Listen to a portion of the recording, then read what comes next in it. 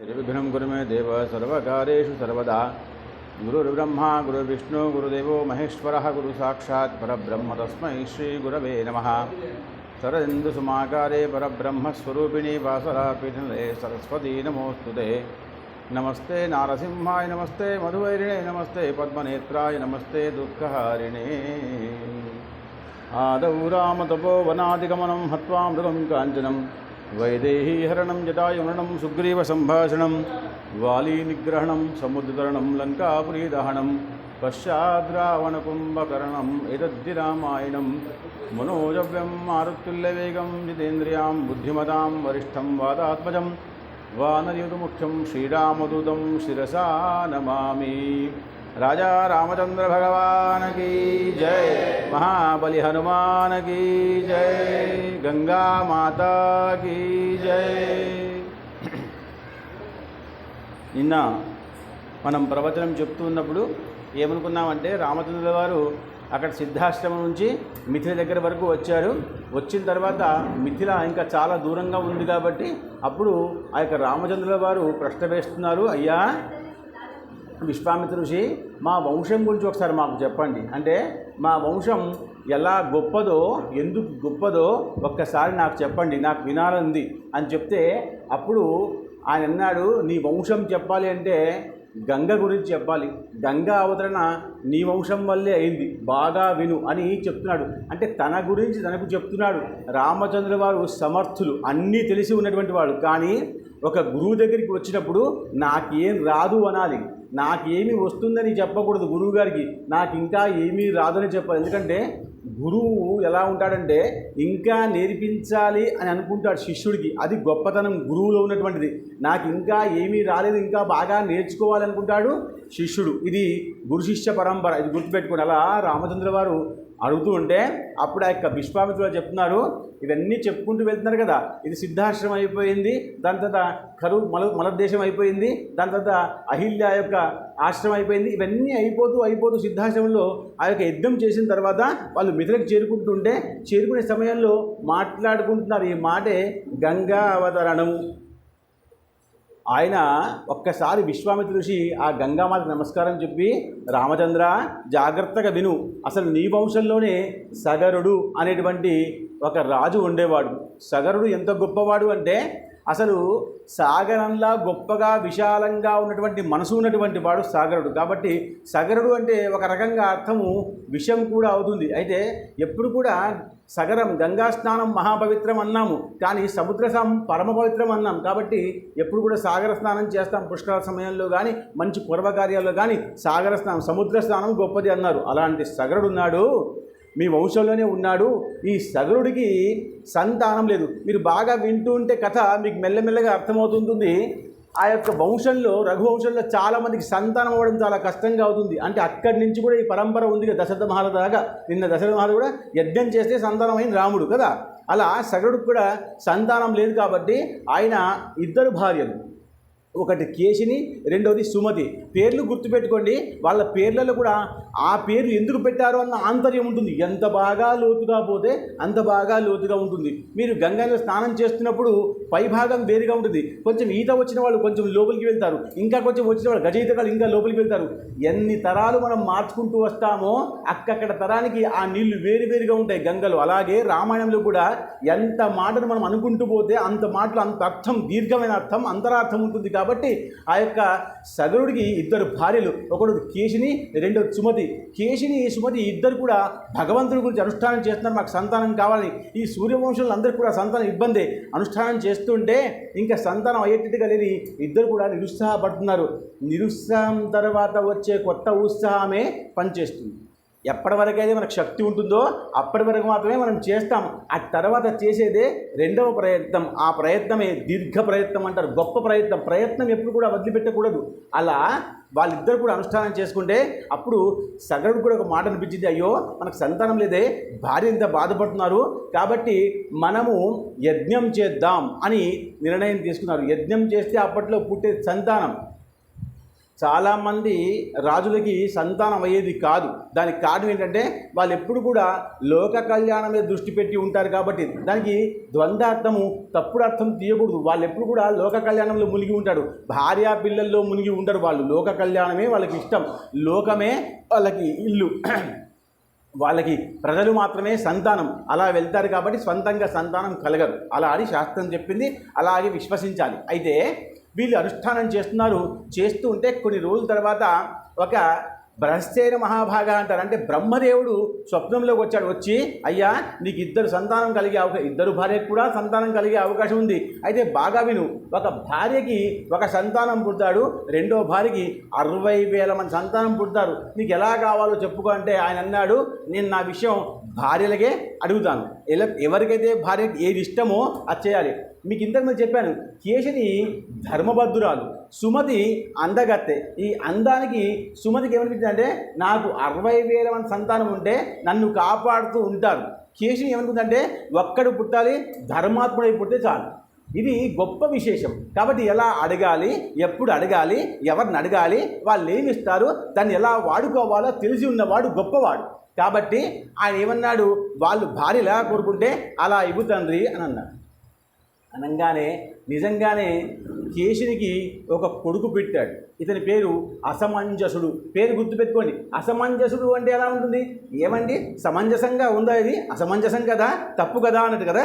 కానీ అతడు ధర్మజ్ఞుడు. కాబట్టి అందుకనే రామవంశంలో పుట్టిన వాళ్ళందరూ కూడా మొదటి వాళ్ళు, తర్వాత వాళ్ళు కూడా ధర్మజ్ఞశ్చ కృతజ్ఞశ్చ సత్యవాక్యో దృఢవ్రత, ఒక మాట మీద ఉండేటువంటి గొప్పవాళ్ళు. కాబట్టి అసమంజసుడు పుట్టాడు. ఆ తర్వాత ఈ కేశినికి ఒక కడుపులోంచి ఇంత పెద్ద మాంసం యొక్క పిండం బయటకు వచ్చింది. ఈ పిండాన్ని వీళ్ళు ఏం చేశారంటే, అప్పట్లో కూడా ఇప్పుడు మనం సీసాల్లో వేస్తున్నారు, గాజు గ్లాసులో పెడతారు, పుట్టంగానే పెడతారు గాజు గ్లాసులో.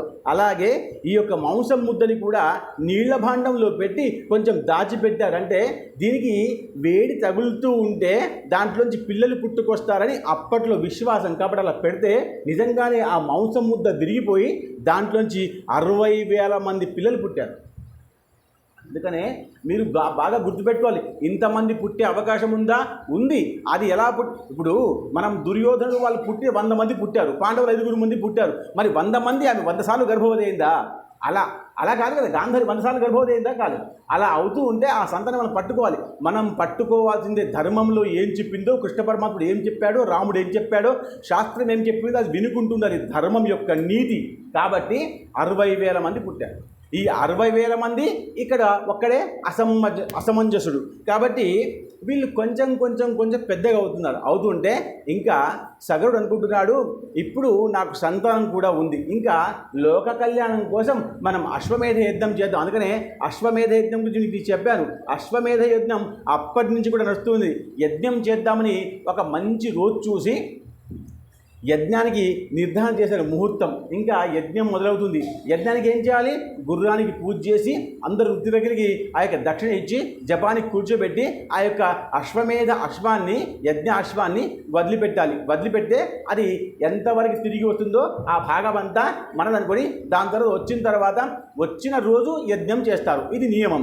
కాబట్టి ఆ యొక్క సగరుడు ఆ యొక్క అశ్వాన్ని వదిలిపెట్టేస్తే ఈ యొక్క అశ్వము చాలా దూరం వరకు వెళ్ళిపోయింది. ఇంకా దాని వెంట ఉన్నటువంటి సేవకులు, సైనికులు అందరూ కూడా అలసిపోయి ఎక్కడక్కడ ఆగిపోయారు. వాళ్ళు మళ్ళీ తిరిగి రాజ్యానికి వచ్చేస్తే ఇంకా గుర్రం కనబడకపోయింది. పోతే సగరుడు అన్నాడు, ఆ అశ్వం దొరకకుండా ఉంటే మనం యజ్ఞం చేయలేము. కాబట్టి నాకు 60,000 మంది సంతానం ఉంది. ఆ తర్వాత అసమంజసుడు ఉన్నాడు, ఇంకో భార్య పుట్టినవాడు అసమంజసుడు ఉన్నాడు. కాబట్టి ఈ అసమంజసుని ఉంచుకొని ఆ తర్వాత 60,000 మంది పుత్రుల్ని పంపించేశాడు. గుర్రాన్ని పట్టుకొని రండి. తండ్రి ఆజ్ఞ. అప్పటి నుంచి కూడా తండ్రి ఆజ్ఞ పాలన గొప్పగా చెప్పింది రామాయణం. మనం రామాయణం పట్టుకుంటే మనకు అర్థమవుతుంది. ఇలా చిన్నపిల్లవాళ్ళు, యువకులు, ముసలి వాళ్ళు, విద్యావంతులు అందరూ కూడా రామాయణాన్ని వినాలి. వింటేనే ఆ పరంపర కొనసాగించిన వాళ్ళం అవుతాం. లేకపోతే రామాయణం పనులేని వాళ్ళు, సమయం ఉన్నవాళ్ళు వాళ్ళు కాదు వినాల్సింది, వీళ్ళందరూ వినాలి శాస్త్రం చెప్పిన మాట. అలాంటిది ఆ 60,000 మంది తండ్రి యొక్క మాటను తీసుకొని వెళ్ళారు. గుర్రం ఎక్కడ కూడా దొరకకుండా ఉండడు.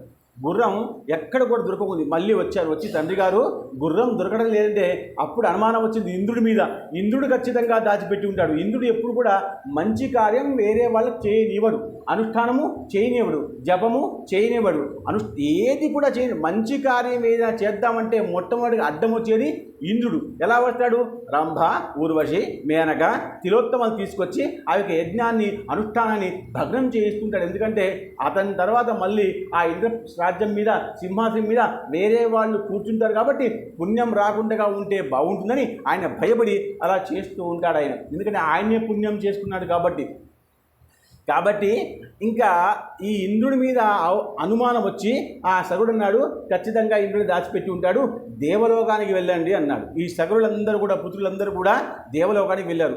దేవలోకంలో కూడా గుర్రం లేదు. నాకు కూడా తెలియదు ఇంద్రుడు. మళ్ళీ కిందికి వచ్చాడు. మళ్ళీ అప్పుడు తండ్రి అన్నాడు, మీ దగ్గర గోర్లు బాగా పెద్దగా ఉన్నాయి, తిఘ్రనగుష్టాయ విద్మహే అంటే నరసింహస్వామికి ఉంటాయి గోర్లు పెద్దగా. ఆ గోర్లతోనే హిరణ్యకశిపుని చంపేశాడు ఆయన. అలాంటి గోర్లు మీకు ఉంటాయి, అలాంటి సంకల్పం మీకుంది, నా ఆజ్ఞ ఉంది కాబట్టి భూమిని చీల్చుకుంటూ లోపలికి వెళ్ళండి పాతాళానికి. ఏ లోకానికి వెళ్ళాలన్నా శక్తి ఉండాలి, లేదా కృప ఉండాలి, లేదా శాపం ఉండాలి. శాపం ఉన్నవాడు పాతాళానికి వెళ్తాడు, మోక్షం వచ్చిన వాడు స్వర్గానికి వెళ్తాడు. కానీ తనకు తానుగా వెళ్ళాలంటే ప్రయత్నంగా వెళ్ళాలి. ప్రయత్నం అంటే స్వంత ప్రయత్నంతో వెళ్ళాలి. అలాంటిది మీరు గోర్లతో ఆ భూమిని చీల్చుకుంటూ లోపలికి వెళ్ళండి అనగానే అప్పుడు తండ్రి ఆజ్ఞ కాబట్టి 60,000 మంది సగరులు 60 యోజనాల భూమిని తవ్వుకుంటూ లోపలికి వెళ్ళారు. అంటే బలవంతంగా వెళ్ళారు. ఎక్కడికి కూడా బలవంతంగా వెళ్ళకూడదు. అందుకనే జన్మైనా మృత్యువైనా బలవంతంగా రాకూడదు. బాగా గుర్తుపెట్టుకుని. అందుకనే అనాయాసైన మరణం మనం రోజు చెప్పుకుంటాం. అనాయాసైన మరణం వినా దైన్యన జీవం దేహిమే తవ సాన్నిధ్యం దేహిమే పరమేశ్వర. పరమాత్మ, నాకు దైన్యమైన జీవితం వద్దు, మంచి జీవితం కావాలి, నాకు మంచి మృత్యువు కూడా కావాలి. జీవితం ఎట్లాగో జీవిస్తాం, కానీ పరుపులో పడిపోయి వేరే వాళ్ళు మనమే జాలి పడుతుంటే, మన బట్టలు మార్చుతుంటే, మనకు భోజనం పెడుతుంటే అది దైన్యమైన జీవనం. అలాంటి జీవనం రావద్దు. పరమాత్మను దండం పెట్టుకోవాలి. ఇది బలవంతంగా పోవడమే. వేరే వాళ్ళు సేవ చేశారా మనం నరకానికి వెళ్తాం. కాబట్టి అనాయాసైన మరణం దండం పెట్టి అక్కడ చెప్పుకుంటే మనకు మృత్యు చాలా మంచిది వస్తుంది. మృత్యు చాలా మంచిగా రావాలి, లేకపోతే వచ్చే జన్మలో అందరికి కూడా మళ్ళీ నష్టమే. అందుకనే పితృదేవతా దోషం చాలామందికి ఉంటుంది. చాలామందికి ఏముంటుంది? పితృదేవత దోషం ఉంది అని చెప్తారా లేదా? అలా వీళ్ళు బలవంతంగా పాతాళానికి వెళ్ళారు. పాతాళకి రాజులు ఉన్నారు. అప్పుడు బలి రాజు. అయితే ఈ పాతాళంలో వెళ్ళిన తర్వాత కొంచెం దూరం వెతికే ప్రయత్నం చేశారు. కొంచెం దూరంలో అసలు ఎలా ఉన్నాయంటే కపిల మహర్షి కూర్చొని ఉన్నాడు.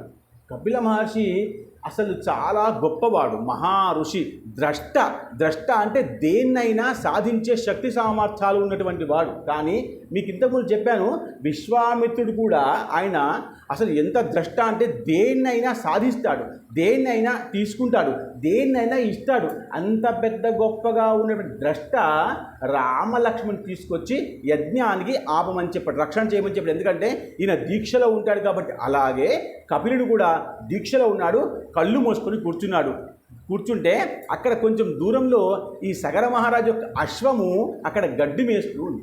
ఈ విషయము ఈ 60,000 మంది పుత్రులు చూసి అసలు కపిలుడే మాకు గుర్రాన్ని దొంగతనం చేసుకొని ఆయన ఆశ్రమంలో పెట్టుకున్నాడు అని కోపగించుకొని 60,000 మంది ఆయన మీద కోపంగా వచ్చి ఇంకా మేము చంపేస్తాం, మాకెంత శ్రమ అయింది, మేము భూమిని తవ్వుకుంటూ వచ్చాం, మా యజ్ఞం ఆగిపోయింది, అన్ని రకాలుగా మనసుని దగ్గరికి దాకా వచ్చారు. ఎప్పటిదాకా వచ్చారో అంతే ఆవేశంగా వచ్చారు. కానీ ఆయన ఒకటేసారి కళ్ళు తెరిస్తే ఆయన లోపల ఎంత కోపం ఉందంటే వాళ్ళకి అన్నీ అర్థమవుతాయి. కానీ ఏది పెద్దగా పట్టుకో. చాలామంది గొప్ప వాళ్ళు ఏం చేస్తారు తెలుసా? మౌనంగా ఉంటారు. అందుకనే అన్ని వ్రతాలు కల్లా గొప్ప వ్రతం మౌన వ్రతం. చాలా మౌనంగా ప్రశాంతంగా ఉంటారు. నాకేమీ తెలియదు అన్నట్టుగా ఉంటారు. వాళ్ళకి అన్నీ తెలిసి ఉంటాయి. నాలాంటి వాడు ఏం తెలియకపోయినా బాగా తెలిసి బాగా చెప్పే ప్రయత్నం చేస్తాడు. నాలాగా మాట్లాడేవాడు తెలిసినవాడు కాదు, మౌనంగా ఉన్నవాడు తెలిసినవాడు. వాళ్ళ మౌని. అలా ఆయన మౌనంగా కూర్చున్నాడు. కానీ ఒక్కటేసారి కళ్ళు తెరిసేసరికి వాళ్ళకి ఆ సగరపుత్రులకు అందరూ కూడా భయం అనిపించింది, ఏమిట్రా ఇలా చూస్తున్నాడని. అంటే అప్పుడు అన్నాడు, ఆ గుర్రం మాది, నువ్వు పట్టుకొచ్చావా? భాష చూడండి ఎలా భాష అందుకనే రామాయణం మనకు భాష, గుణము, నీతి, ధర్మము, న్యాయము ఎలా చెయ్యాలో ఎలా ఉండాలో నేర్పుతుంది. కాబట్టి రామాయణం వినాలి.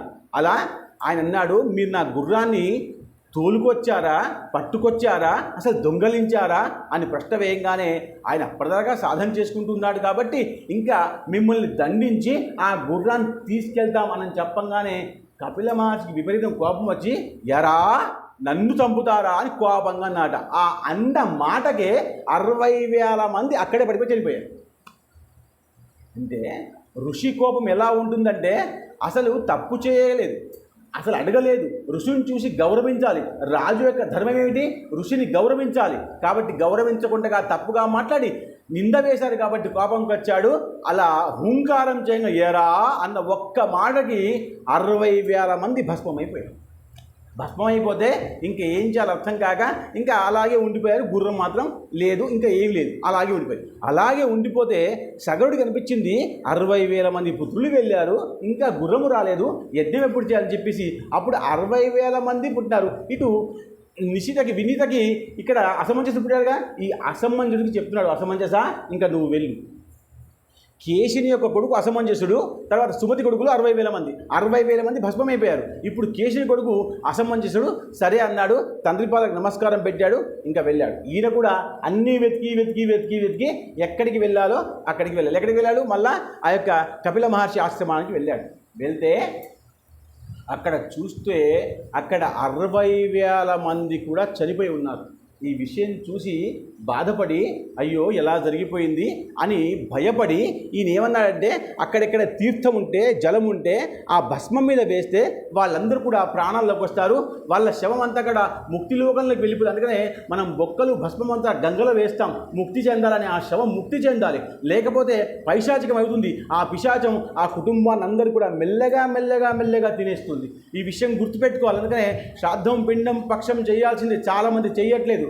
సరే ఇంకా ఎలాగో ఆ నీళ్ళు తీసుకోవడం ప్రయత్నం చేస్తే నీళ్ళు అక్కడ లేవు కాబట్టి అప్పుడు నీళ్ళ కోసం ప్రయత్నం చేస్తున్నప్పుడు గరుడ పక్షి వచ్చాడు, పైనుంచి వచ్చి, అయ్యా ఇక్కడ నీళ్ళు దొరికే అవకాశం లేదు, వీళ్ళు సహజంగా మరణించలేదు, కపిల మహర్షి శపించాడు కాబట్టి మరణించారు, కాబట్టి ఇతని మీద నుంచి గంగ ప్రవహిస్తే తప్ప ఈ బూడిద మీద నుంచి అసలు మీ వాళ్ళకి ముక్తి లేదయ్యా అని చెప్పంగానే సరే అని దండం పెట్టేసి ఆ కపిల మహర్షి దండం పెట్టేసి ఎలాగో అలాగా ఆ గుర్రాన్ని తీసుకొచ్చి సగర మహర్షికి అప్పచెప్పేసి సగర మహర్షికి ఈ వార్త చెప్పాడు. వాళ్ళందరూ చనిపోయి ఉన్నారు, నేను ఎలాగో తీసుకొచ్చాను, కానీ వాళ్ళకి మోక్షం కావాలి, ముక్తి కావాలి అంటే గంగ రావాలంటే గంగ స్వర్గంలో ఉంది అనగానే అప్పుడు ఆయన ఎలాగో అలాగా ఆ యజ్ఞాన్ని పూర్తి చేశాడు. కానీ నేను నా వాళ్ళని ఖచ్చితంగా ముక్తికి పంపిస్తానని చెప్పేసి ప్రయత్నం చేశాడు. కానీ అప్పటికే సగర మహర్షికి వయసు అయిపోయింది కాబట్టి ఆయన ఏమి చేయలేకపోతే ఆ తర్వాత అసమంజసుడు ఈ యొక్క రాజు అయ్యాడు.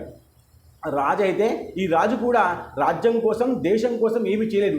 ఎవరైతే ఎవరికి ఏం బాధ్యత పరమాత్ముడు చెప్తాడో వాడు ఆ బాధ్యత చేయకుండా ఉంటే వాళ్ళకి పాపమే వస్తుంది. కాబట్టి అసమంజసుడుగా పిచ్చివాడైపోయాడు. కానీ పోతూ ఆయనకు సంతానం అయింది. ఆయన పేరు అంశమంతుడు. గుర్తుపెట్టుకోండి, అంశమంతుడు ఉన్నాడు. కాబట్టి అసమంజసుడు దేశాలు పట్టుకొని వెళ్ళిపోయాడు, పిచ్చిలేసిపోయింది కానీ.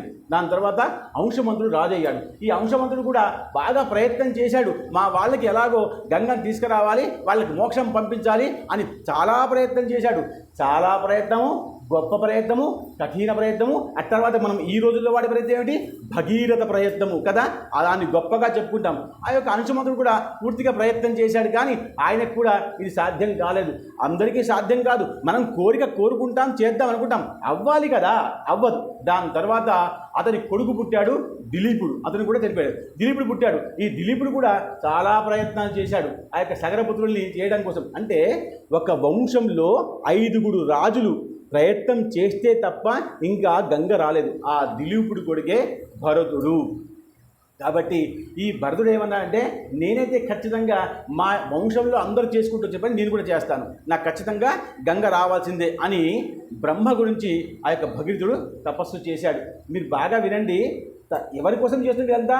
తండ్రుల కోసం, పితృదేవతల కోసం. అంటే పితృదేవతల కోసం ఎంత శ్రమ పడితే అంత మంచిది. మనం మన కొడుకుల కోసం శ్రమ పడతాం. చాలామంది మనం ఏం చేస్తాం ఈ యుగంలో? కొడుకుల కోసం చేస్తాం. కొడుకుల కోసం కాదు, తండ్రుల కోసం చేయాలి. శాస్త్రం చెప్పిన మాట ఇదే, రాముడి విషయం చెప్పిన మాట ఇదే. రాముడు అలాగే చేశాడు. రాముడు కూడా పంచవటిలో వచ్చిన తర్వాత తండ్రి చనిపోయాడంటే అక్కడ కూడా శ్రాద్ధం పెట్టాడు రాముడు. అది రాముడు యొక్క గొప్పతనం. ఆయన గురించి మనం తెలుసుకోవాలి. ఇప్పుడు తద్దినం పెట్టవయా అంటే ఆ పెద్ద కొడుకు అక్కడ ఉంటాడు, చిన్న కొడుకు ఇక్కడ ఉంటాడు, మధ్య కొడుకు ఇక్కడ. మీరందరూ క్షమించాలి, మన మీద చెప్పుకోవడం అలా ఉంటారు. తద్దినం అన్న విషయం పెట్టరు. ఆఖరికి ఏదో మఠంలో వెళ్ళి ఇంత డబ్బులు ఇచ్చేసి కార్యక్రమం చేస్తాడు. దీనివల్ల పితృదేవత సంతోషించరు కాక సంతోషించరు. మనకు రామాయణం చెప్పిన మాట ఇది. కాబట్టి తద్దినం చాలా శ్రద్ధగా చేయాలి. ఒకవేళ దేవతా పూజ, పితృ పూజ రెండు ఒకే రోజు వస్తే దేవతా పూజ మానేయమన్నారు, కానీ పితృపూజ చేయమన్నారు. ఇది శాస్త్రం చెప్పిన మాట, రామాయణం చెప్పిన మాట. కాబట్టి అలా చేయట్లేదు చాలామంది. కానీ భగీరథుడు ఏమంటున్నాడంటే, నేను ఖచ్చితంగా ఈ యొక్క గంగని తీసుకొచ్చిన తర్వాతనే వివాహం చేసుకుంటాను. నాకు పుత్రుడు కలిగితే పుత్రవాత్సల్యం వస్తుంది. కాబట్టి పుత్రవాత్సల్యం కూడా మళ్ళీ పుత్రుడి గురించి ఆలోచించాలి. కాబట్టి కాదు నేను పితృల గురించి ఆలోచించాలని ఆ యొక్క భగీరథ ప్రయత్నం అంటే అనుష్ఠానం చేశాడు. ఎలా అనుష్ఠానం చేశాడంటే, కళ్ళు తెరిచి సూర్యభగవాను చూసుకుంటూ కళ్ళు తెరవకుండగా, కళ్ళు మూయకుండగా అలాగే తెరిచి ఉంచాడు. దాని తర్వాత పంచకృషి అంటారు. అంటే 4 దిక్కులు కూడా మంటలు పెట్టుకుంటారు. ఆ మంటలు పెట్టుకొని ఆ మంటల మధ్యలో కూర్చొని సూర్యభగవాన్ చూసుకుంటూ ఆ యొక్క బ్రహ్మదేవుడికి అనుష్ఠానం చేస్తున్నాడు భగీరథుడు.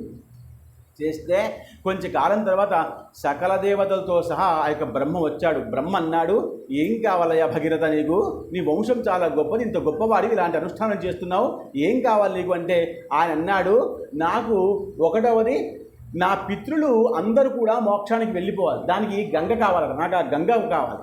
రెండవది, తర్వాత నేను కూడా చనిపోతాను కదా, ఇంత వయసు చేశాను, ఇంత అనుష్ఠానం చేశాను, నేను చనిపోతాను కాబట్టి నాకు కూడా మళ్ళీ పిండం ప్రదానం పెట్టేవాళ్ళు, పిండ ప్రదానం చేసేవాడు నాకు కొడుకు కావాలి, నాకు 2 వరాలు కావాలన్నాడు. అనగానే అప్పుడే మొదటి కోరిక ఏమిటి? మళ్ళా మొదటి కోరిక కొడుకు కాదు, జాగ్రత్త వినండి, అందుకనే రామాయణం చాలా జాగ్రత్త వినాలి. నాకు మొదటి సంతానం కొడుకు అని చెప్పలేదు, రెండో కోరిక అన్నాడు. కాబట్టి మొదటి కోరిక ఏమిటి? అక్కడ ఉన్నటువంటి గంగ రావాలి అని చెప్పంగానే అప్పుడు ఆ యొక్క బ్రహ్మ అన్నాడు, నీ అనుష్ఠానం చాలా గొప్పది, మేము దేవతలతో సహా వచ్చాం, నువ్వు చాలా గొప్పవాడి, అయితే 2 కోరికల్లో ఒక కోరిక తీర్చే అవకాశం ఉంది, నీకు సంతానం అయ్యే అవకాశం ఉంది, కానీ గంగ మాత్రం రావడం చాలా కష్టం. ఎందుకంటే ఈ గంగ స్వర్గంలో ఉంది. స్వర్గంలోంచి గంగను ఎంత అనుష్ఠానం చేసినా ఒకరు వచ్చినా ఈ భూమికి గంగ యొక్క తాపము సహించే శక్తి లేదు. బాగా గుర్తుపెట్టుకోండి, గంగ ఇక్కడికి రావాలంటే శక్తి ఉండాలి. భూమాత సహన శక్తి ఉన్నటువంటి మాత, ఎంత సహించినా అంత తాపాన్ని సహించలేదు. కాబట్టి గంగ భూమికి రాలేదు. గంగ భూమికి రావాలంటే మధ్యలో ఎవడో కాపాడేవాడు ఉండాలి, ఉంటే అప్పుడు ఖచ్చితంగా గంగ వస్తుంది అన్నాడు. భగీరథ అన్నాడు, మీరే ఉపాయం చెప్పండి, ఏం చేయాలో మరి అంటే అప్పుడు ఆ యొక్క బ్రహ్మ అన్నాడు, నువ్వు శివుడి గురించి అనుష్ఠానం చేయి, శివుడు తలుచుకుంటే ఆ గంగని జటాజూటంలో పెట్టుకుంటాడు, పెట్టుకున్న తర్వాత మళ్ళీ మెల్లగా వదిలితే కిందికి వస్తుంది గంగ అంటే సరే అని చెప్పేసి అప్పుడు శివుడి గురించి బాగా అనుష్ఠానం చేశాడు. ఇప్పుడు ఏం చేశాడంటే ఎడమకాలి బొటనవేలి మీద కొన ఊసల మీద నిలబడి అనుష్ఠానం చేశాడు. అంటే ఇప్పటి భాగంలో లేదు, ఎంత కష్టంగా చేస్తే అంత విషయం, అంత లాభం, అంత పుణ్యం, అంత కార్యసిద్ధి అవుతుంది. కష్టంగా చేయాలి. అయితే ఆ కష్టము వేరే వాళ్ళ కోసమై ఉండాలి, స్వంతంగా ఉండకూడదు. పితరుల కోసం చేస్తున్నాడు కాబట్టి అది పుణ్యం వస్తుంది. స్వంతం కోసం చేస్తే ఏమీ రాదు. ఎప్పుడు కూడా స్వతహాగా స్వార్థం కోసం ఏమీ చేయమని చెప్పలేదు. ఇప్పుడు వాళ్ళు అన్నన్ని గంటలు, అన్నన్ని రోజులు, అన్నన్ని సంవత్సరాలు అనుష్ఠానం చేశారే, మనం గంట సేపు కూర్చోలేము. గాయత్రి జపం నిన్న విశ్వామిత్ర స్వాముల వారు మాకు ఏమిచ్చారు? గాయత్రి జపానికి మనం చేస్తామా? గంట సేపు కూడా జపం చేయలేదు, చాలామంది చేయరు. జంధ్రం వేసుకున్న వాళ్ళు కూడా లేరు. హైదరాబాద్లో చాలామంది జంధ్రాలు తీసేస్తున్నారు, ఆ మూలలకు వేసేస్తున్నారు, జంధ్రం వేసుకోవట్లేదు చాలామంది. అందరూ కూడా మెల్లగా పాపంలోకే వచ్చేస్తున్నారు. అంతే. ఎందుకు పాపంలోకి వస్తున్నారంటే కలియుగం అయిపోతే మళ్ళీ సత్యయుగం రావాలి కాబట్టి. వీళ్ళు కూడా మన కోసం పనిచేస్తున్నారేమో మరి. కానీ అలా చేయకూడదు. నువ్వు బ్రతికినంత కాలం నువ్వు ధర్మమే పాటించాలి, నీ పనది. కాబట్టి ఆయన అనుష్ఠానం చేస్తే ఆ యొక్క శివుడు కూడా ప్రత్యక్షమయ్యాడు. ఏం కావాలయ్యా, ఏం కావాలి, ఏమొద్దు, పైనుంచి గంగ వస్తా అని చెప్పింది, కానీ భూమి మీద పడేటువంటి శక్తి ఉన్నా భూమికి సహించే శక్తి లేదు. కాబట్టి పరమాత్మ నువ్వు ఎలాగైనా దాన్ని ఆపాలి అంటే శివుడు 1 నిమిషంలో సరే అన్నాడు. ఏదైతే కష్టమో, ఏదైతే ఎవరికి రాదో, ఏదైతే ఎవరు చేయలేరో అది శివుడు చేస్తాడు. ఏదైతే కష్టమో, ఏదైతే ఎవరు చేయరో, ఏది ఎవరు చేయలేరో అది శివుడు చేస్తాడు. అందుకనే హలాహలం వచ్చినప్పుడు అప్పుడు మొట్టమొదటి విషయం వస్తే విషయాన్ని ఆయనే తీసుకున్నాడు. ఎవరు చేయరు, ఎవరికి చేయరాదు కాబట్టి ఆయన చేశాడు. అందుకని ఆయన మహాదేవుడు అయ్యాడు. ఊరికనే మహాదేవుడు అంటారా? మరి అలా పనిచేస్తే అలాంటి మహాదేవుడు అవుతారు. మహాదేవుడు అలా నేను తీసుకుంటాను, నువ్వు ఆ యొక్క గంగ రమ్మని చెప్పంగానే అప్పుడు మళ్ళీ బ్రహ్మ కోసం అనుష్ఠానం చేస్తే బ్రహ్మ గంగను ఇంకా రామ్మ కిందికి, శివుడు మధ్యలో పట్టుకుంటాడట. అటు నుంచి నువ్వు భూమి మీదకి రావచ్చు మెల్లగా. ఎందుకంటే మధ్యలో ఒక చెయ్యి పెట్టిన తర్వాత ఇక్కడి నుంచి బాగా ధార వస్తుంది అంటే మధ్యలో చెయ్యి పెడితే ఇక్కడి నుంచి వచ్చే ద్వార మెల్లగా సన్నగా ఉంటుంది. అవునా? మధ్యలో ధార పెట్టేస్తే సన్నగా ఉంటుంది. అలా కాబట్టి శివుడు సిద్ధమయ్యాడు రా అని చెప్తే అప్పుడు ఆ యొక్క బ్రహ్మ చెప్పంగానే గంగ పైనుంచి అపహాస్యంగా నవ్విందట. ఆహా, నేను గంగను, ఇంత తేజం ఉంది, ఇంత శక్తి ఉంది, స్వర్గంలో ఉంటాను, ఆ శివుడు నన్నాపడమేమిటి? అహంకారం. ఎప్పుడు కూడా అహంకారం ఉండకూడదు. అహంకారం, నీకు శక్తి ఉంటే తప్పులేదు, నువ్వు ధర్మం కోసం శక్తి వాడు తప్పులేదు, కానీ అహంకారం ఉండకూడదు. అందుకనే హనుమంతుడికి ఎప్పుడు అహంకారం రాదు. అన్ని కార్యాలు ఆయన చేశాడు, కానీ ఎక్కడ అహంకరించలేదు. నేను చేశానని చెప్పలేదు. రామా, నీ కృప వల్ల చెయ్యగలిగాను అన్నాడు. అది గొప్ప విశేషం, అది సంస్కారవంతమైన మాట. కాబట్టి అప్పుడు శివుడు అన్నాడు, సరే గంగకు కూడా అహంకారం వచ్చింది కాబట్టి ఒక్కసారి ఆమెకు కూడా గర్భభంగం జరగాల్సిందే, సరే రామ్మ అని పిలిచాడు. వచ్చి రాగానే గంగ ఎలా అనుకుందంటే, నేను పెద్ద పెద్ద ముసళ్ళు, పెద్ద పెద్ద చేపలు, పెద్ద పెద్ద ఎండ్రకాయలు, పెద్ద పెద్ద తాబేళ్లతో సహా ఆయన జుట్టు మీద పడతాను. గంగ ఏమనుకుంది? ఆయన భయపడిపోవాలి. ఎలా భయపడిపోవాలి అంటే, నేను చెయ్యనురా బాబు అనాలి, నేను ఇది సహించలేకపోతున్నాను భగీరథ అని చెప్పగలగాలి అనేటట్టుగా ఆమె ఏమనుకుంది?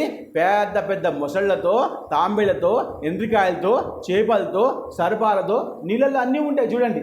ఇవన్నీ ఉంటాయి. సర్పాలతో ఎక్కడైనా ఉంటాయి, భూమి మీద ఉంటాయి, ఆకాశంలో ఉంటాయి, నీళ్ళల్లో కూడా ఉంటాయి. సర్పాలకు ఉన్న విశేషం అందుకని సర్పులు నవజాతులు. అనంతం వాసుకిం శేషం పద్మనాభంచ కంబలం శంఖపాలం ధాత్రాక్షం తక్షకం కాలయం తథ 9 సర్పాలు నాగులు. ఈ నాగులన్నీ కూడా ఎక్కడైనా ఉండవచ్చు, వాళ్ళకు విషయం ఉంది. ఆ కథ మనం భాగవతం చెప్పుకుందాం ఎప్పుడైనా. అయితే ఈ పెద్ద పెద్ద సర్పాలతో సహా ఆ యొక్క గంగ శివుని యొక్క జటాజూటంలో పడింది.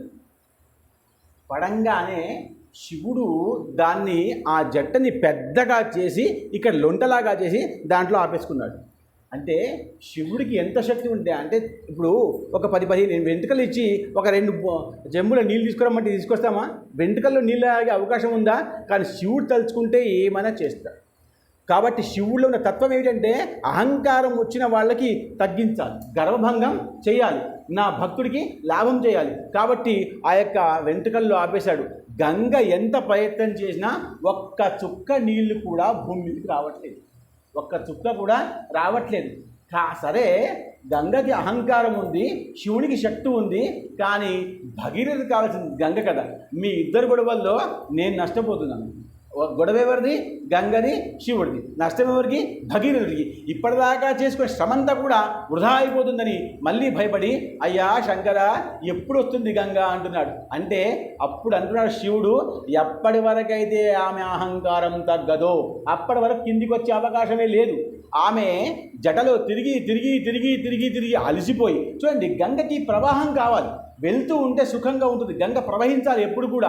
ఒకే దగ్గర ఆగిపోతే ఆమె శక్తి తగ్గిపోతుంది. ఒక దగ్గర ఎంతసేపు తిరుగుతుంది? తిరిగి తిరిగి తిరిగి తిరిగి అలసిపోయిన తర్వాత అప్పుడు శంకర నన్ను క్షమించు అంది గంగ. ఎప్పుడైతే శంకర నన్ను క్షమించమన్నాడో అప్పుడు ఆ యొక్క జటలోంచి కొంచెం భాగాన్ని వదిలిపెట్టేది. అందుకని 7 పాయలుగా ఆ యొక్క శిఖలోంచి గంగ వచ్చింది. ఒక్క భాగం మాత్రమే ఆ భగీరథుడు తీసుకుని వెళ్తున్నాడు.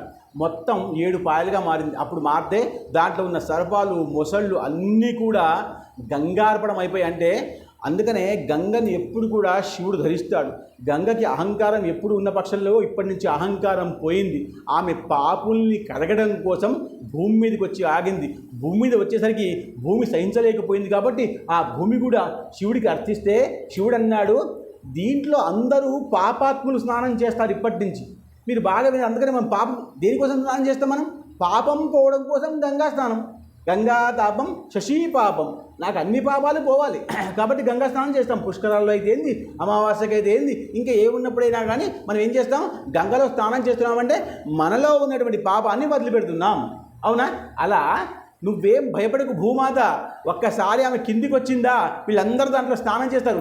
ఎంతమంది పాపాత్ములు స్నానం చేస్తారో అంతమంది పాపం నీలో ఉండిపోతుంది, గంగలో ఉండిపోతుంది. కాబట్టి గంగ మెల్లగా మెల్లగా మెల్లగా అశక్తురాలైపోతుంది, శక్తిహీనులైపోతుంది. కాబట్టి నువ్వు సహించవచ్చు అని చెప్పగానే భూమి కూడా సహించి ఆ గంగను స్వాగతించింది. కాబట్టి ఆ గంగ అలా పారుకుంటూ వచ్చింది. వస్తే భగీరథుడు ఏమన్నాడంటే, అమ్మ ఇంకా నాతో రా అని చెప్పేసి ఆమెకు దండం పెట్టి రథం ఎక్కి పోతున్నాడు. ఎక్కడికి? సగర మహారాజు మన రాజ్యానికి వెళ్ళాలి. ఇంకా వెళ్తూ ఉంటే అక్కడ కొంచెం జన్ను మహర్షి యొక్క ఆశ్రమం వస్తుంది.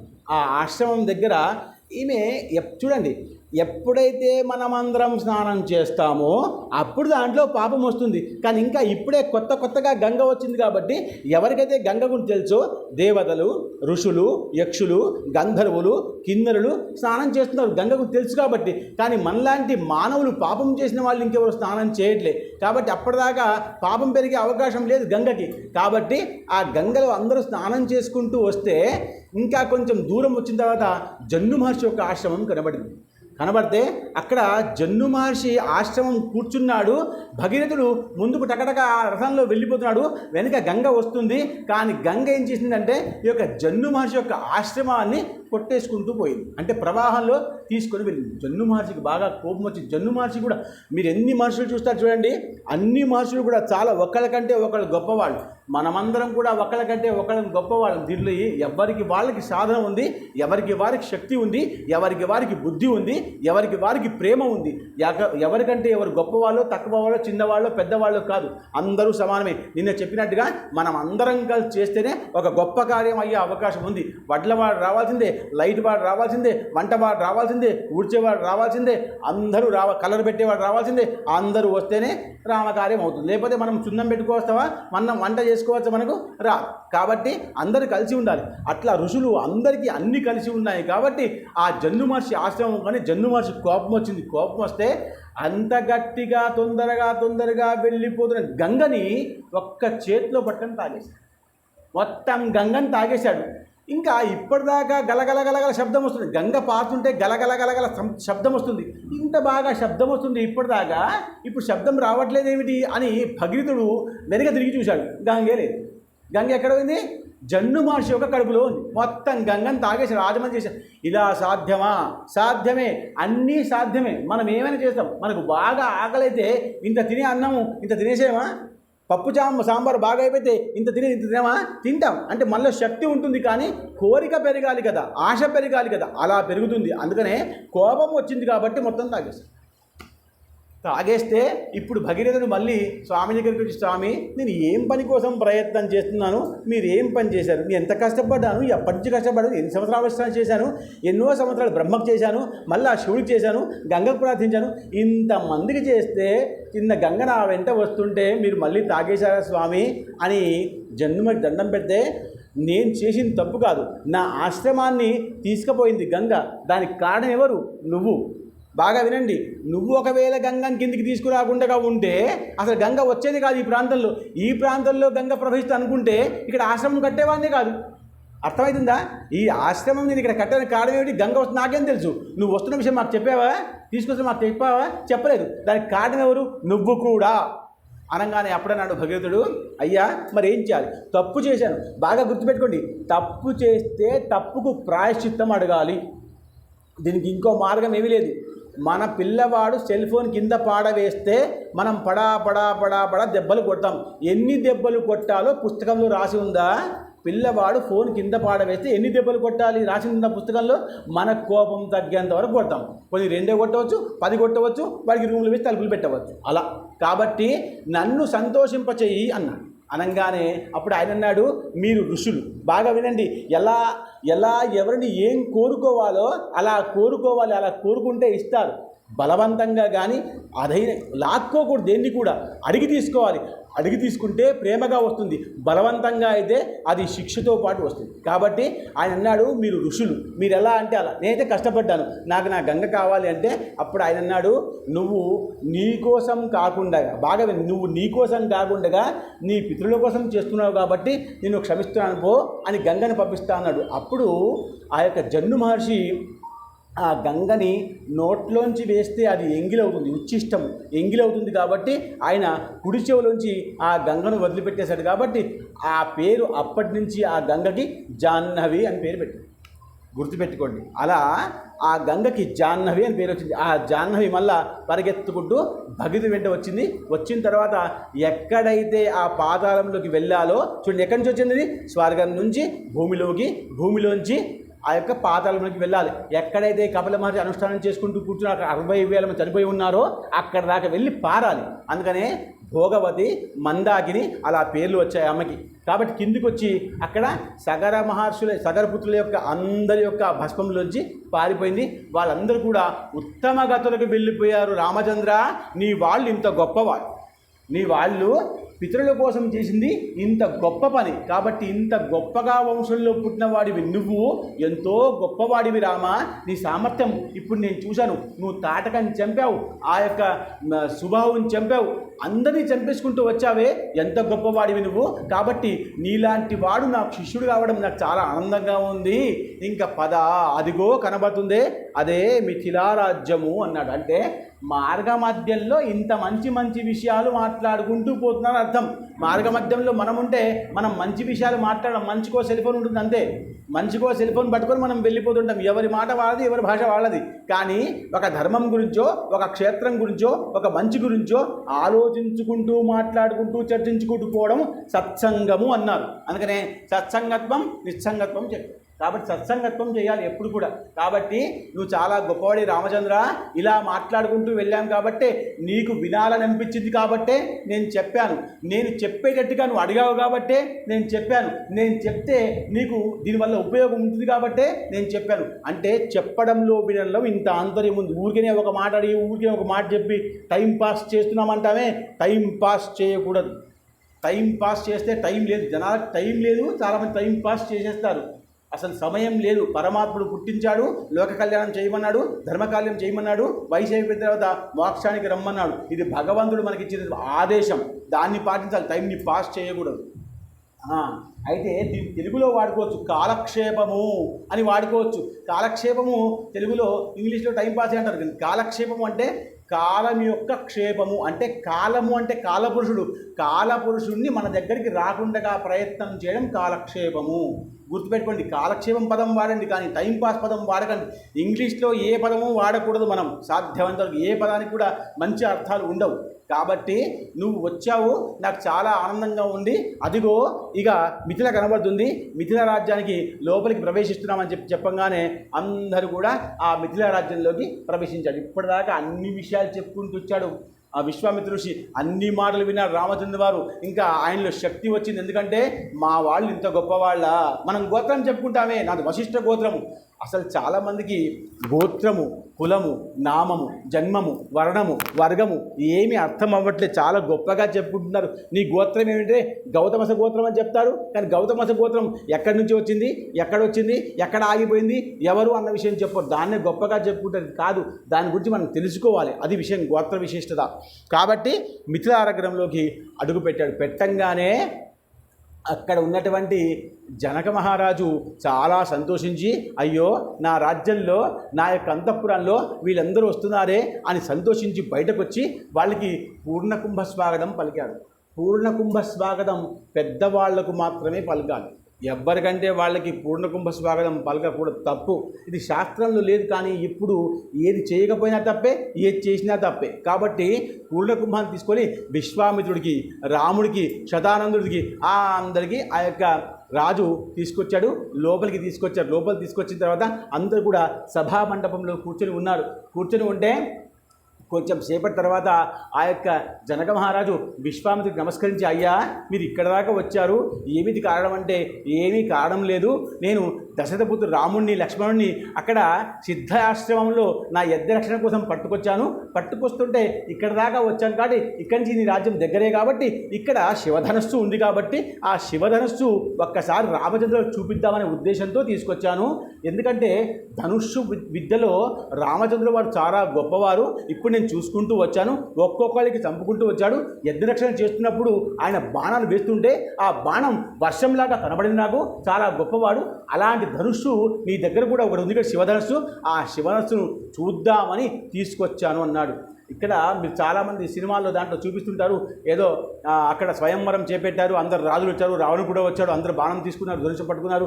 ఇక్కడ అదంతా ఏం వాల్మీకి రావణ ఏం లేదు, ఏం లేని దాన్ని కొత్తగా చూపిస్తారు. కొత్తగా చూపిస్తే మనం అందరం కూడా అదే నిజం అనుకుంటాం. నిజం అనుకోవడం కాదు, నిజాన్ని మొదలు తెలుసుకోవాలి, అబద్ధాన్ని మళ్ళా ప్రేమించాలి. చాలామంది అబద్ధాన్ని ప్రేమిస్తారు, చాలామంది అబద్ధాన్ని తప్పుని ప్రేమిస్తారు, మంచిని కొంచెం దూరంగానే ఉంచుతారు.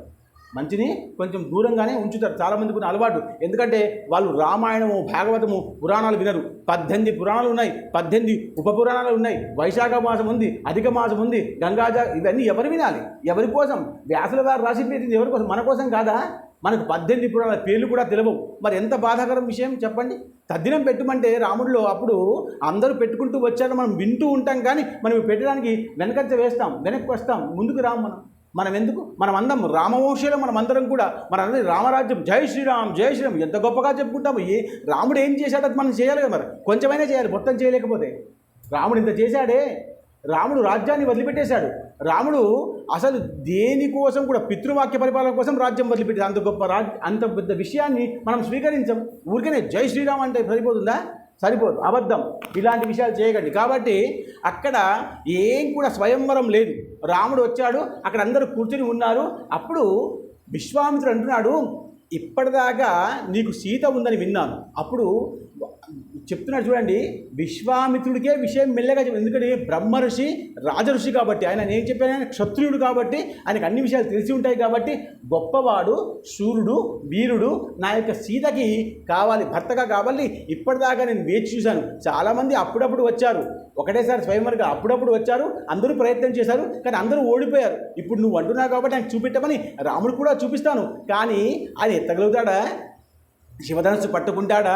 ఆయన పట్టుకోకపోతే ఇది అవమానం. సీతామాత చాలా బాధపడుతుంది. ఎందుకంటే ఆమె చూసిన దాంట్లో ఎవడు కూడా వీరుడు లేడు, ఇప్పటిదాకా శివధనుస్సు పట్టినవాడు లేడు. కాబట్టి ఆమెకి చాలా బాధ అనిపిస్తుంది. కాబట్టి ఈసారి కూడా బాధపడితే మళ్ళీ ఆమెను నేను నచ్చ చెప్పలేను. కాబట్టి ఆ రాముడు ఎత్తగలుగుతాడా అని విశ్వామిత్రుడు పట్ట వేస్తే, విశ్వామిత్రుడు అన్నాడు, నన్ను నమ్ము. ఏమన్నాడు? నన్ను నమ్ము. అందుకనే మనం ఏం చెప్తాం? నేను గురువుని, నా శిష్యుడు ఏమైనా చేస్తాడు. గురువు ఉన్న అహంకారం, అంటే గురువు బ్రహ్మ, గురువు విష్ణు, గురుదేవో మహేశ్వర.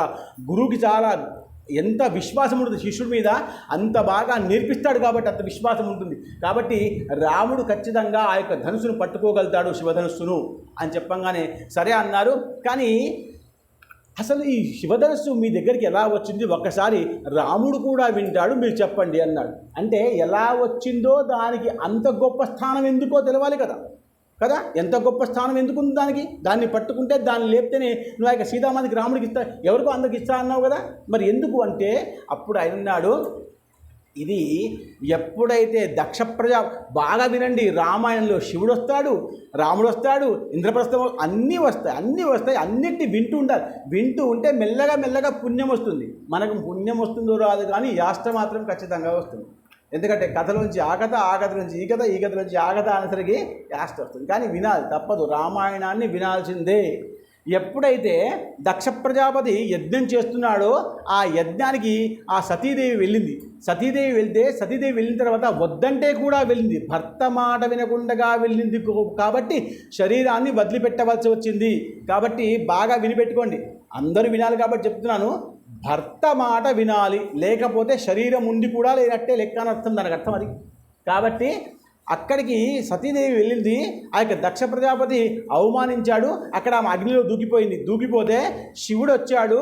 నా సతీదేవి చనిపోయిందని బాధపడి ఆ యొక్క సతీదేవిని చేతుల మీద వెత్తుకొని బాగా ఏడుస్తుంటే విష్ణు వచ్చి ఆ యొక్క శవాన్ని ముక్కలు ముక్కలు చేస్తే మొత్తం 108 ముక్కలు, 54 ముక్కలు అలా అయిపోయాయి. అలా అయిపోతే అవన్నీ కూడా శక్తిపీఠాలుగా మారిపోయాయి. పార్వతీమాత యొక్క శరీరంలో ఉన్నటువంటి ముక్కలన్నీ కూడా శక్తిపీఠాలుగా మారిపోయాయి. అవే మనం ముఖ్యంగా తీసుకొని అష్టాదశ పీఠాలు కదా, దుర్గామాతకి అష్టాదశ పీఠాలు మనం తీసుకుంటాం.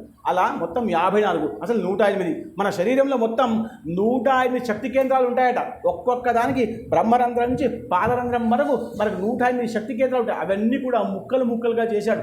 చేసేస్తే ఇది మళ్ళీ రామాయణంలో వెళ్ళిపోతుంది, మళ్ళా శపిస్తాడంతా. కానీ ఇక్కడ అప్పుడు నేను ధనుష్యాన్ని తీసుకొచ్చాడు, శివుడు ధనుష్యం తీసుకొచ్చాడు. కానీ ఆ భార్యను చూసిన తర్వాత పట్టుకుంటే ఆ పట్టుకున్నటువంటి ఈ శివధనుస్సు ఎవరికి ఇవ్వాలి? అక్కడ నిమి చక్రవర్తి అని ఒక చక్రవర్తి ఉన్నాడు, మా వంశం వాడు.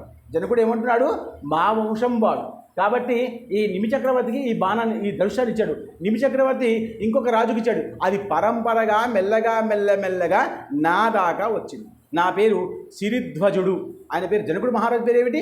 సిరిధ్వజుడు. గుర్తుపెట్టుకోండి. అసలు మనం జనగా అంటాం. సిరిధ్వజుడు, నా పేరు సిరిధ్వజుడు. కాబట్టి నా దగ్గరికి ఆ ధనుష్యం వచ్చింది. ఇది శివధనుస్సు.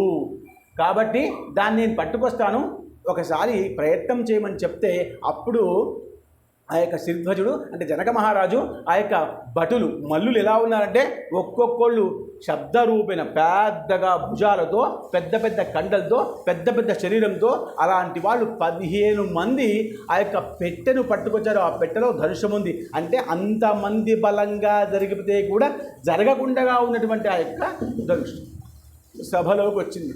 వచ్చి రాగానే అందరు దాన్ని చూస్తున్నారు. ఇప్పటిదాకా చాలామంది ప్రయత్నం చేశారు. కానీ ఇప్పుడు విశ్వామిత్ర ఋషుల వారు చూపినటువంటి ఆ యొక్క రామచంద్రుల వారు దీన్ని ఎక్కుపట్టాలి. కాబట్టి అందరూ సభలో ఉన్న వాళ్ళందరూ కూడా ఆశ్చర్యంగా, ఆతృతంగా, ఆనందంగా అసలు చేస్తాడా లేదా అన్నటువంటి అనుమానంతో చూస్తూ ఉన్నారు. చూస్తూ ఉంటే ఇంకా చాలామంది గొప్పగా చెప్తారు. ఆ యొక్క విశ్వామిత్రుడు ఒక్క కనసైగా రామచంద్రవాదికి ఇచ్చేస్తారు. రామా, నువ్వు చేస్తావు, చేయమన్నాడు. ఇది ధైర్యము. తల్లిదండ్రులు, గురువులు పిల్లవాళ్ళకి ధైర్యాన్ని ఇవ్వాలి. ఎప్పుడు కూడా అధైర్యం పరచకూడదు. మనం మాట్లాడుతున్న మాట పిల్లవాళ్ళకి మనసు బాధ పెట్టకూడదు. గురువు చెప్పిన మాట శిష్యులకి బాధ కలిగించకూడదు. ఇది రామాయణం వింటే అర్థం చేసుకుంటే అర్థమవుతుంది. ఎక్కడ కూడా బాధ పెట్టలేదు. అలా గురువుకి శిష్యుడికి, తల్లికి తండ్రికి, అలా కొడుక్కి తండ్రికి సంబంధం ఉంటుంది. రామచంద్ర వారు ఒక్క మాట మీద కైకసి చెప్పింది కాబట్టి, దశరథుడు ఒప్పుకున్నాడు కాబట్టి అడవుల్లోకి వెళ్ళిపోయాడు ఒక్క మాట మీద. అలా తండ్రి మాట ఎలా వినాలో ఇప్పుడు కొడుకులు ప్రవచనం వింటే వినేవాళ్ళేమో. ఇప్పుడు ఇక్కడ కొడుకులు లేరు. కాకన్నట్టు రాముడే వింటున్నాడు, నేనే చెప్తున్నా అంతే. అందరూ వినాలి. రామాయణాన్ని అవపోసన చేసుకోవాలి, వినడం కాదు. వినడం అంటే పరమాత్ముడు 2 ఇచ్చాడు. ఇటువంటి పోతాడు, ఇటువంటి ఒకటి పోతాడు అంతే. ఒక్కటి మాత్రం ఇచ్చాడు, నోరు. ఇటు పెడితే ఇటు వచ్చేది మొత్తం. కానీ చెవి విషయం అయితే ఇట్టించి పోవడం, ఇట్టించి రావడం, ఇంతే పని. కానీ అలాంటి శక్తి సామర్థ్యాలు ఉన్నటువంటి ఆ యొక్క జనక మహారాజు యొక్క శివధనుస్సును విశ్వామిత్రుడు ఒక్కసారి రాముని చూసి నువ్వు చేస్తావురా, చెయ్యి మనంగానే రాముడు అలా లేవంగానే భుజాలు తనకు తానుగా దిట్టమైపోయాడు. అంటే నేను చేయాల్సిందే. నా భుజస్కంధాల మీద ఆ యొక్క విశ్వామిత్రుల వారు, నా గురువు గారు ఒక విశ్వాసాన్ని తలిపెట్టారు. ఆయనకున్న విశ్వాసాన్ని నేను నిలబెట్టాలి. కాబట్టి ఆ ధనుస్సును కొట్టాలి. నాకు సీతామాతను వివాహం చేసుకుందాం ఆలోచన ఏమీ లేదు. కానీ నా గురువు గారు చెప్పారు కాబట్టి వెళ్ళాను అని ఆ యొక్క ధనుస్సును విప్పంగానే ఎడమ చేత్తో పట్టి ఆ యొక్క రామచంద్రుల వారు లేపారు. లేపంగానే సభలో ఉన్న వాళ్ళందరూ కూడా ఆశ్చర్యపోయారు. అమ్మా, ఇప్పటిదాకా కానటువంటి పని, ఇప్పటిదాకా పెట్టకే అతుక్కుపోయిన ధనుస్సు ఎలా లేచింది, అది కూడా ఎడమ చేత్తో. బాణాన్ని చూడండి, ఎడమ చేత్తోనే లేపాలి.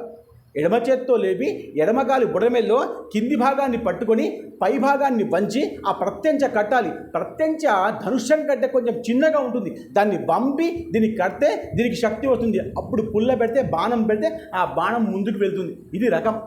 కాబట్టి ఆయన పట్టంగానే అది అసలు చెయ్యి పెట్టి ఇంకొక ప్రత్యంచకి కట్టే ప్రయత్నంలోనే అది ఫెళమని విరిగిపోయింది. రాజా రామచంద్ర భగవానికి జై. గొప్ప వాళ్ళే గొప్ప పనులు చేస్తారు. మనం ఇక్కడ పట్టుకోవాల్సింది అది. కానీ ఇక్కడ ఏమంటారంటే రామచంద్రుల వారు అప్పుడు పెళ్ళమని పలిగిపోగానే నేను ఎక్కపెట్టమన్నాను కదరా, నువ్వు విరగ్గొట్టేశావు అని రామచంద్ర వారి దిక్కు విశ్వామిత్రుడు ఒక్క చూపు చూస్తే తప్పు నాది పరమాత్మ, తప్పు నాది కాదు, ఎప్పుడైతే మీరు నాకు ఆజ్ఞ ఇచ్చారో పట్టుకోమని దాన్ని అది అప్పుడే విరిగిపోయింది, మీ ఆశీర్వాదంతోనే విరిగిపోయింది. దీంట్లో నా పరాక్రమం వేయలేదు. చెడు గురువులు ఎంత బాగా మాట్లాడతాడు, శిష్యుడు ఎంత బాగా మాట్లాడతాడు, రాముడు ఎంత బాగా మాట్లాడతాడు, దీంట్లో నా పరాక్రమం ఏమీ లేదు గురువర్య.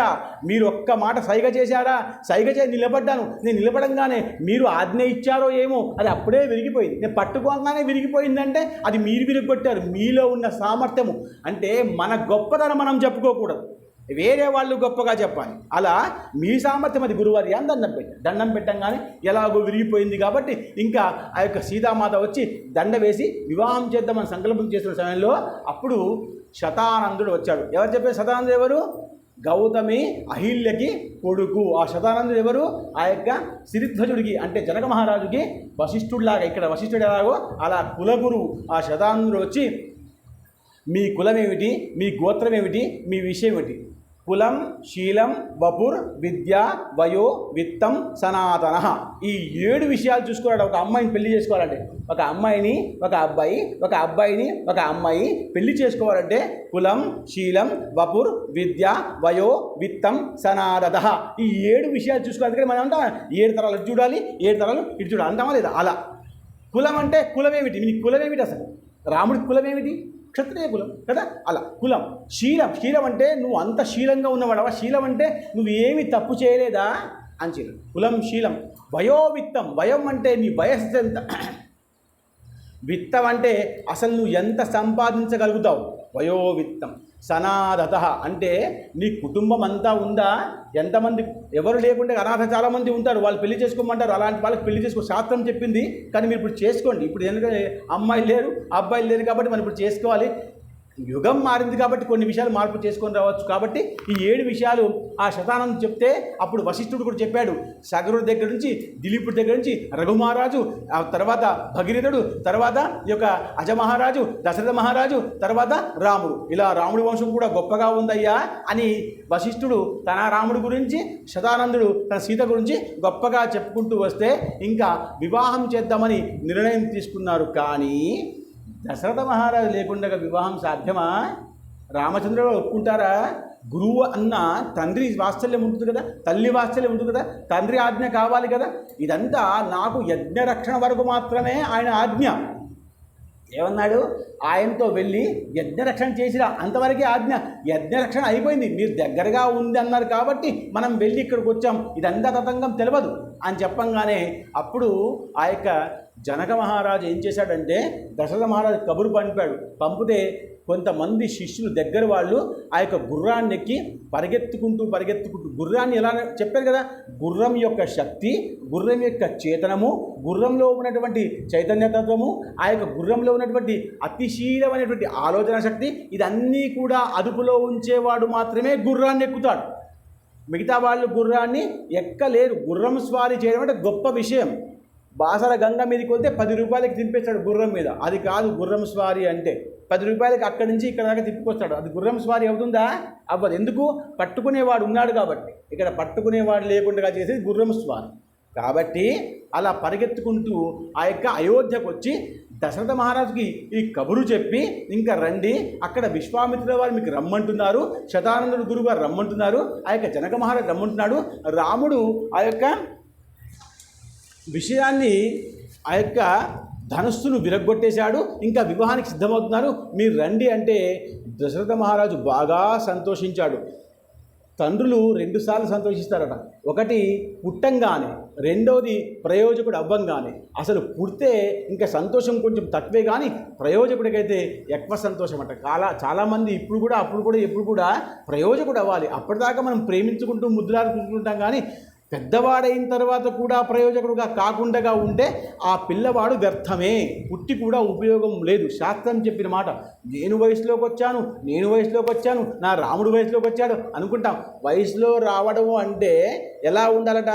వీడికి వయసు వచ్చింది అంటే మీసం వచ్చింది అంటే ఇటు మీసం రానటువంటి వాడు, అటు మీసం పండిపోయినటువంటి వాడు ఇద్దరు కూడా ఈయన్ని చూసి గర్వపడాలి. ఏమని? నాకు మీసం ఉన్నటువంటి అన్నయ్య ఉన్నాడు, నాకేం భయం లేదు. మీసం పండిపోయిన వాడు ఏమనాలి?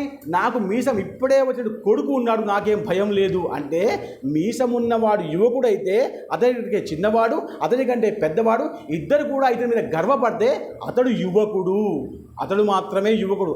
అందరు మీసాలు వేసుకొని జీన్ ప్యాంట్ మీద రోడ్డు మీద తిరిగే వాళ్ళు యువకులు కాదు. వీళ్ళ వల్ల ఏ ఉపయోగము లేదు.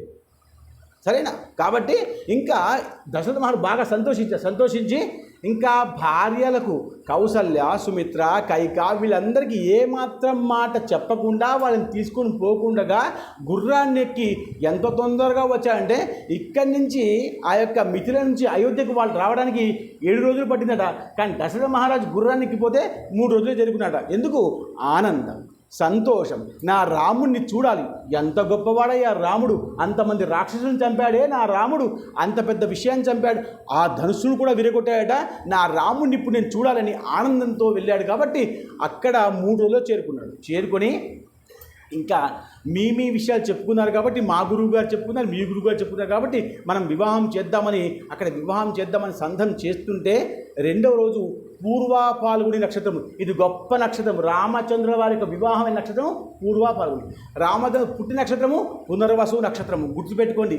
తతశ్చ ద్వాదశే మాసే చైత్రే నవమికే తిథౌ. మనం ఆ యొక్క భాషల రోజు మనం చెప్పుకుందాం. అలా పూర్వాపాలు నక్షత్రం రోజు వివాహం చేద్దాం నిర్ణయం తీసుకుంటే ఇక్కడ ఏమన్నాం? జనకుడి పేరేమిటి? సిరిధ్వజుడు కదా, నిజమైన పేరు సిరిధ్వజుడు. అతనికి ఒక తమ్ముడున్నాడు, అతని పేరు కుశధ్వజుడు. అతనికి 2 అమ్మాయిలు ఉన్నారు. కాబట్టి జనక మహారాజుకి ఒక సీత, ఒక ఊర్మిళ. కుశధ్వజుడికి ఒక విభాండుకురాలు, తర్వాత శృతకీర్తి. కాబట్టి మాండవి అనేటువంటి విషయం గొప్పగా ఉంది. ఈయన మాండవి, శృతకీర్తి 2 అమ్మాయిలు ఆ యొక్క కుశధ్వజుడికి ఉన్నారు. కుశధ్వజుడు కూడా అప్పుడే అక్కడికి వచ్చాడు కాబట్టి నాకు కూడా 2 అమ్మాయిలు ఉన్నారు. రామ, లక్ష్మణ, భరత, శత్రుఘ్న వీళ్ళు 4గురికి వివాహం చేద్దామని మళ్ళీ కబురు పంపితే ఆ యొక్క భరత శత్రుఘ్నుడు కూడా పరిగెత్తుకుంటూ వచ్చారు రాముణ్ణి చూడడానికి, వివాహం చేసుకోవడానికి కాదు. ఇక్కడ మర్మం గుర్తుపెట్టుకోవాలి. మనం పరిగెత్తుకుంటూ వస్తున్నామంటే ప్రసాదం అయిపోతున్న భయంతో రాకూడదు. రామదర్శనం మూసేస్తారో భయంతో రావాలి, గుడి మూసేస్తారేమో అన్న భయంతో రావాలి. ప్రసాదం ఇవ్వడం మానేస్తాం భయంతో వస్తే నీకేం ఉపయోగం, నీకేం పుణ్యం రాదు. నీకేమైనా పుణ్యం వస్తుందా? ప్రసాదం ఇప్పుడు కాకపోతే గురువుగారు చెప్తే మళ్ళీ తెచ్చిస్తారు. కానీ రాముడి దర్శనం ఇస్తాడం వల్ల మళ్ళీ ఇవ్వడు. కాబట్టి రామదర్శనం తాపత్రయం. కాబట్టి అక్కడి నుంచి భరతుడు, తర్వాత శత్రుఘ్నుడు కూడా ఆ యొక్క మిథిలారాజ్యానికి వచ్చారు. మిథిలారాజ్యానికి రాగానే 2వ రోజు ఆ యొక్క పూర్వఫాల్గుణ నక్షత్రము. ఆ రోజు రాముడికి సీత, లక్ష్మణుడికి ఊర్మిళ, ఆ యొక్క భరతుడికి మాండవి, తర్వాత శత్రుఘ్నుడికి శృతకీర్తి ఇచ్చి ఘనంగా వివాహం చేశారు. కానీ ఇక్కడ తల్లి లేదు. మీరు ఎప్పుడైనా గమనించారా? కొడుకు పెళ్ళి అవుతున్నప్పుడు తల్లి మండపంలో ఉండదు, మండపం బయట పెడతారు. మీరు గుర్తుందా లేదా? చాలామంది ఎందుకు చేస్తారు అన్న విషయం క్షమించాలి, ఎవ్వరు పెద్దగా పట్టుకోవట్లేదు. మీరు విషయాన్ని పట్టుకుంటేనే మీకు రాముడు అర్థమవుతాడు, ధర్మం అర్థమవుతుంది, సనాతనం అర్థమవుతుంది. అసలు అక్షంతలు తలంబ్రాలు కొడుకు తల మీద పడేటప్పుడు తల్లి చూడకూడదు, చూస్తే ఆయుక్షీణం. కాబట్టి ఎవరికి? కొడుకు యొక్క లాభాన్ని మాత్రమే కోరుకునే తల్లి మండపంలోకి రాదు. వివాహం అయిన తర్వాత మళ్ళీ వధుమాయ వరుమాయ అని మెల్ల పట్టుకొస్తారు. ఇది ఎప్పటి నుంచో ఉంది ఈ శాస్త్రం. ఇప్పుడు ఏమి చేయట్లేదు. పెళ్లికి ముందే ఫోటోలు దిగడం, క్షమించాలి కాక ఫోటోలు దిగడం, ఆ చిత్రమైన ఫోటోలు దిగడం, చేతులు పట్టుకోవడం, కాళ్ళు పట్టుకోవడం. పెళ్ళే అవ్వలేదు అప్పటిదాకా ఆ అమ్మాయిని పట్టుకునే అవకాశం ఇచ్చేస్తారు. ఎలా ఇస్తారండి? ఇలా ఇస్తే తప్పు కాదు. ఇలాంటి పెళ్ళిళ్ళు నిలబడతాయా? ఇలా మాట్లాడితే 2వ రోజు ప్రవచనం ఉంటుందా? నాకు ప్రవచనం ఉండదు. బాను ఎందుకు? మాకు ఇష్టం ఉండదు. ఉన్నడే ఒక కొడుకు, వాడికి ఇష్టానుసారంగా జరగాలి. వాడి పెళ్ళికి ముందే అటు అడవుల్లోకి వెళ్ళి ఫోటోలు తెచ్చుకొని వస్తాడు. ఇలా పెళ్ళి నిలబడుతుందా? ఇది పెళ్ళా? దీంట్లో కులం ఉందా, వశం ఉందా, విత్తం ఉందా, భయం ఉందా, సనాతనం ఉందా, ధర్మం ఉందా? ఏముంది? ఏమీ లేదు లేదు అని చెప్పడానికి తండ్రి కూడా భయపడతాడు. ఎందుకంటే వాడికి ఉన్నాడే ఒక్క కొడుకు. వాడు మాట వినకపోతే వాడు ఇంకా వెళ్ళిపోతే వాడు అయిపోయి. ఇప్పటికే అమెరికా వెళ్ళిపోతున్నారు, ఓవాళ్ళు లేరు. అందరు ఎక్కడెక్కడ వెళ్ళిపోతున్నారు. ఎవ్వరు లేరు. రమ్మంటే రారు, పొమ్మంటే పోరు. అప్పుడు 4 పుట్టారు, 10 మంది పుట్టారు. మేము 10 మంది పుట్టాం, ఇప్పుడు ఒకడే పుడుతున్నాడు. ఇప్పుడైతే 2018 ఇప్పుడు రాసుకొని పెట్టుకోండి. ఇంట్లో వెళ్ళినారా 2018 నుంచి ఎంతమందికి అయితే వివాహం అయిందో వాళ్ళకి ఇంకా చాలామంది సంతానం అవ్వలే. 2018 కరోనా తర్వాత ఒక 100 మంది జంటలకు వివాహం అయితే 3 మాత్రమే సంతానం అయింది. ఒక్కసారి ఆలోచించండి, మన సనాతనం ఎక్కడ పోతుందో. మనకు సంతానం లేదు, విషయం లేదు, ధర్మం పట్ల జాగ్రత్త లేదు, సనాతనం ఏమీ లేదు. పురగడం, పెరగడం, ఆఫీస్కోవడం, ల్యాప్టాప్లు పట్టుకోవడం, టీవీలు చూడడం, సినిమాలు చూడడం, ఫోన్లు చూడడం. ఆ ఫోన్ అయితే ఒక దరిద్రం తయారైపోయింది. ఎప్పుడు ఫోనే. క్షమించాలి, నేను చూస్తాను, మీరు చూస్తారు. ఫోన్ తప్ప ఇంకో విషయం లేదు. ఆ ఫోన్ పట్టుకొని అది పెట్టుకుంటూ ఇవ్వాలి, ఇట్లా పెట్టుకొని ఆ సంగీతం వినుకుంటూ ఇట్లా ఇట్లా ఇట్లా అనుకుంటూ వాడు నిజామాబాద్ నుంచి బాసర్కి రావాలి, బాసర్ నుంచి నిజామాబాద్కి రావాలి. వాడు బాసర్ నుంచి నిజామాబాద్కి వచ్చాడు, ఇక్కడ దిగి బస్ స్టాండ్ నుంచి ఊర్లోకి రావాల్సింది పోయి మళ్ళీ బాసర్ బస్సులో ఎక్కి బాసర్కి వెళ్ళిపోయాడు. నిజామాబాద్కి వచ్చిన పని మర్చిపోయాడు. ఆ మీటింగ్లో బుడు బుడు బుడు బుడు బుడు అనుకుంటూ విన్నాడు. ఏం లాభం? ఏం ఉపయోగం నీకు జీవితంలో? ఏ విషయం నువ్వు ఉపయోగం లేకుండా పనిచేస్తే నీకు ఏమిటి ఉపయోగం? ఉపయోగం ఉన్న విషయం చేయాలి. అది పక్కన పెట్టేస్తే నువ్వు దేనికోసం వచ్చావు నిజామాబాద్కి, ఆ పని చేసుకొని పోయేవాడికి వినుకుంటూ పోయేవాడు. అది కాబట్టి ధర్మాన్ని పాటించాలి. దయచేసి నేను అన్న విషయం మీరు తప్పుగా అనుకోకండి. పెళ్లి విషయం చాలా పాడైపోయింది. ప్రవచనం కూడా చెప్పకుండా ఉంటే నేను కూడా చెప్పకుండా ఎవరు చేయరు. కాబట్టి ఘనంగా పూర్వాఫల నక్షత్రం మీద వీళ్ళందరికీ కూడా వివాహం అయింది. బాగా గుర్తుపెట్టుకోండి, వివాహం అయిన తర్వాత ఎప్పుడైతే వివాహం అయిందో అప్పుడు ధ్వజం అంటే ఎలాగైతే జెండాలు, ఇప్పుడు అంటే మనం చాలామందికి ఈ ఉగాది రోజు అందరూ ధ్వజం వేస్తారు. గుడి అంటారు, మహారాష్ట్ర భాగంలో గుడి అంటారు. దానికి ఒక చీర కట్టి ఒక చెంబుని పెట్టి సూర్యభగవాను తీసి అక్కడ ఒక మాల వేసి దానికి అక్షంత వేసి నైవేద్యం పెడతారు, గుడి అంటారు. చాలామంది సంతోషాన్ని వ్యక్తపరచడం కోసం ఆ విషయం చేయాలి.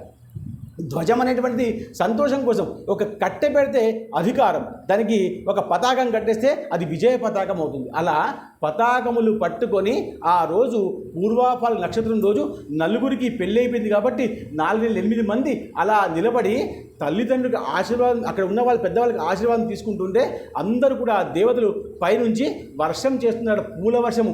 రామచంద్రుల వారికి వివాహం అయింది. రామచంద్రుల వారికి వివాహం అవ్వాలంటే ఋషులు ఏమనుకుంటున్నారు, ఇంకా సీత వస్తుంది, సీతను రావణుడు అపహరిస్తాడు. అపహరిస్తే ఆ కోపంతో రామచంద్రుల వాడు లంకకు వెళ్ళి ఆ రావణుని వధిస్తాడు. ముఖ్య కారణం ఏంటి? పౌలస్త్య వధ. ముఖ్య కారణం ఇది. రామాయణకి రావణుడు చనిపోవాలి, ముఖ్య కారణం ఇది. కాబట్టి ఎంతోమంది ఋషులు చాలా సంతోషంగా చప్పట్లు కొట్టుకుంటూ ఆ యొక్క ఆనందాన్ని వ్యక్తం చేశారు. రామచంద్ర వారికి పెళ్ళైంది. రాజా రామచంద్ర భగవానకి, రాజా రామచంద్ర భగవానకి, రాజా రామచంద్ర భగవానకి. పెళ్ళైపోయింది రామచంద్ర వారికి. అందరికీ సంతోషమే. తల్లికేం సంతోషం, నాకు మనమడు పుడతాడని. తల్లికేం సంతోషం, నాకు మనమడు పుడతాడని. తండ్రికి ఏం సంతోషం, పెళ్ళైపోయింది కాబట్టి ఇంకా రాజ్యభారాన్ని తీసుకుంటాడని. ఇంకా ఋషులకి ఏం సంతోషం, ఎలాగో సీతను రావణుడు ఎత్తుకపోతాడు కాబట్టి ఇంకా రావణుడు చచ్చిపోతే అదో సంతోషం. అంటే ఒక్కొక్కళ్ళకి ఒక్కొక్క సంతోషం. సీతామాతకి ఏం సంతోషం, ఇప్పటిదాకా నాకు పెళ్ళి అవ్వలేదు, దాని ధనుషు ఎవరు తెంపుతారు కూడా తెంపేశారు కాబట్టి సీతామాతకి ఆనందం. అంటే అందరికీ ఆనందాన్ని ఇచ్చాడు. రాముడు పుట్టినప్పుడు ఆనందమే, రాముడికి వివాహం అయినప్పుడు ఆనందమే. రాముడు వనవాసంలోకి వెళ్తున్నప్పుడు చాలామంది బాధపడ్డారు. దానికి ఒక కారణం ఉంది. కొందరు సంతోషిస్తారు. సంతోషాన్ని వెతుక్కోవాలి, సంతోషాన్ని వెతుక్కోవాలి. కష్టము తనకు తానే వస్తుంది. రామాయణం గుర్తుపెట్టుకోండి మీరు ఎప్పుడు కూడా. సంతోషము తనకు తానే, సంతోషము వెతుక్కోవాలి, కష్టము తనకు తానే వస్తుంది. కాబట్టి ఇలా వివాహం అయిపోయిన తర్వాత వాళ్ళందరూ కూడా ఆ యొక్క రామ, లక్ష్మణ, భరత, శత్రుఘ్న, శృతకీర్తి, మాండవి, ఆ తర్వాత ఊర్మిళ, సీత వీళ్ళందరూ కూడా కలిసి అయోధ్యకు వస్తున్నారు. అయోధ్యకు వస్తుంటే అయోధ్యలో చాలామందికి తెలిసిపోయింది ఇంకా వివాహం అయిందని. అందరూ కూడా పతాకాలు వేస్తున్నారు, అక్కడ వాకిట్లో ముగ్గులు వేస్తున్నారు, ఇదంతా జరుగుతుంది. కానీ వీళ్ళు కొంచెం దూరం అక్కడి నుంచి రాగానే ఒక పెద్ద మెరుపు వచ్చిందట. ఆ మెరుపు వస్తే అందరూ భయపడ్డారు. పెద్ద మెరుపు రావడం అపశకునం, కాకి రావడం అపశకునం. ఇవన్నీ శకున శాస్త్రాలు ఉన్నాయి. ఇప్పుడు కంప్యూటర్ కాలం వచ్చింది, 21వ సంవత్సరం వచ్చింది. ఇదంతా ఏం లేదు, శకునాలు ఇప్పుడు కూడా ఉన్నాయి. అమ్మ కడుపులోంచే పిల్లలు పుట్టాలి, అమ్మ స్తన్యం పాలే తాగాలి, కంప్యూటర్లు ఏం చేయలేవు. అవన్నీ అబద్ధాలు, మీరు అవన్నీ మర్చిపోండి. అన్ని సత్యాలే. గర్భాన్ని ధరించాల్సిందే. గర్భం ధరించినటువంటి సంతానమే సంతానం. ఈ ఈఫీఎఫ్లు వల్ల సంతానం ఉపయోగం కాదు. అలా లేదు అసలు శాస్త్రంలో, అలా ఉండాల్సిందే. కాబట్టి ధర్మాన్ని మాత్రమే పట్టుకోవాలి. అలా అందరూ కూడా సంతోషిస్తున్నారు. ఒక పెద్ద మెరుపు వచ్చింది, అది అభిషేకం అని అందరూ కూడా ఆగిపోయారు. ఆగిపోయిన తర్వాత ఏమైంది అని చూస్తే అప్పుడు ఆ మెరుపులోంచి ఒక పెద్ద శరీరంగా ఉన్నటువంటి పరశురాముడు వచ్చాడు. పరశురాముడు దిగంగానే అందరూ భయపడ్డారు. ఎందుకంటే పరశురాముడు తన తండ్రికి క్షత్రియులు చంపేశారు కాబట్టి 21 సార్లు క్షత్రియులు చంపుకుంటూ వచ్చాడు. వీళ్ళందరూ క్షత్రియులే కదా, రామ లక్ష్మణ వీళ్ళందరూ క్షత్రియులే కాబట్టి వీళ్ళందరూ భయపడ్డారు. అమ్మ మమ్మల్ని కూడా చంపడానికి వచ్చాడా అని భయపడ్డాడు.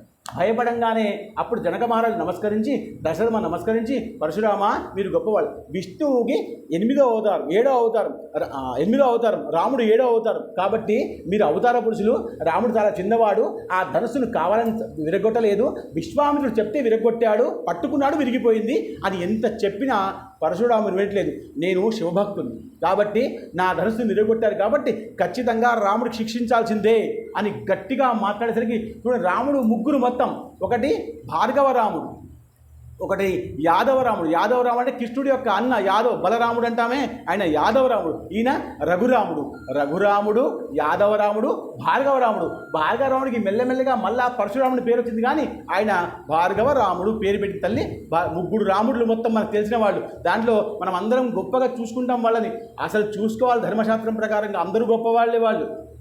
అయితే ఆ అక్క రామునికి శిక్షించాల్సిందని చెప్పేసి కోపంగా మాట్లాడితే వీళ్ళందరూ దండం పెట్టారు, కానీ వినలేదు. అప్పుడు రాముడే తనకు తానుగా ముందుకొచ్చి నన్ను గుర్తుపట్టు అని అన్నాడు. గుర్తుపట్టని చెప్పగానే ఆయన ఒకసారి చూశాడు, కానీ ఇంత కోపంగా ఉన్నాడు కాబట్టి ఆ కోపాన్ని అలాగే ప్రశ్నించాలని, సరే నా దగ్గర కూడా ఒక ధనుషం ఉండి దాన్ని విరగొట్టేస్తే నీకు క్షమించేస్తాను, నువ్వు వెళ్ళిపోవచ్చని చెప్పగానే రాముడు అప్పుడు కూడా ఆ యొక్క పరశురాముడి దగ్గర ఉంటే ఆ యొక్క ధనుషాన్ని తీసుకొని పట్టుకోగానే అది కూడా విరిగిపోయే ప్రయత్నంలో ఉంటే ప్రత్యంచ వేశాడు, బాణం పెట్టాడు. ఇంకా ఎక్కువ పెట్టే ప్రయత్నం చేస్తే అప్పుడు ఆ శబ్దానికి భయపడి పరశురాముడు అన్నాడు, నువ్వు చాలా గొప్పవాడివి రామా, నాకు చంపకు, కానీ నేను అనుకున్నాను నువ్వు పట్టుకున్నావు కాబట్టి నువ్వు గొప్పవాడివే. అయితే అన్నాడు, అసలు దీని తర్వాత ఇప్పటిదాకా క్షత్రియులందరూ చంపుకుంటూ వచ్చాను 21 సార్లు, ఈ తర్వాత ధర్మరక్షణ నీదే బాధ్యత స్వీకరించు, నేను వెళ్ళిపోతాను.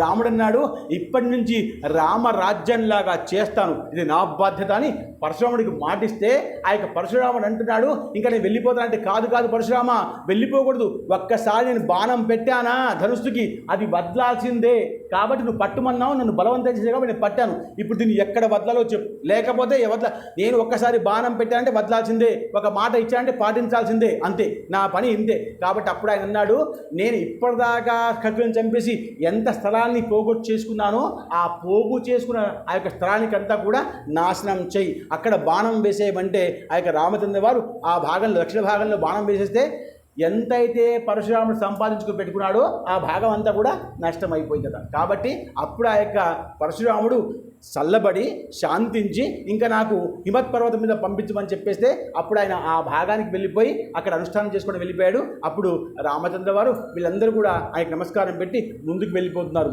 అంటే పరశురాముడు ఇప్పుడు కూడా ఉన్నాడు. లేదు సప్త చిరంజీవులు ఈయన ఒక ఆయన, మనకు రేపటి భాగంలో వస్తుంది ఆయన సప్తచిరంజీవి ఒక ఆయన. కాబట్టి ఈ రామచంద్ర వారు ఇప్పుడు ఇంకా అందరూ కూడా అయోధ్యకు వెళ్ళారు. అయోధ్యలో అందరూ కూడా వాళ్ళకి స్వాగతం పలికారు, దీపాలు పెట్టారు, దుందుబులు మోగించారు, చప్పట్లు కొట్టారు, నృత్యం చేస్తున్నారు, నాట్యం చేస్తున్నారు, ఎంతో సంగీతం పాడుతున్నారు. అందరూ గొప్పగా ఆ యొక్క రాముడిని స్వాగతం చేశారు. ఆయన అంతఃపురంలో సుఖంగా ఉంటున్నాడు. ఇలా సుఖం నేను చెప్పాను, సుఖము 2 రోజులే, దుఃఖము 2 రోజులే. కాబట్టి సుఖము జరుగుతూ ఉన్నప్పుడు తొందరగా సమయం కదిలిపోతుంది, దుఃఖం అవుతున్నప్పుడు ఆ సమయం తొందరగా కదిలిపోదు. కాబట్టి ఇంకా అక్కడ అయోధ్యకి వెళ్ళారు, అందరూ కూడా సంతోషంగా ఉన్నారు. మిగతా భాగాన్ని రేపటి భాగం చెప్పుకునే ప్రయత్నం చేద్దాం. రాజా రామచంద్ర భగవానకి జై, మహారుద్ర హనుమానకి జై.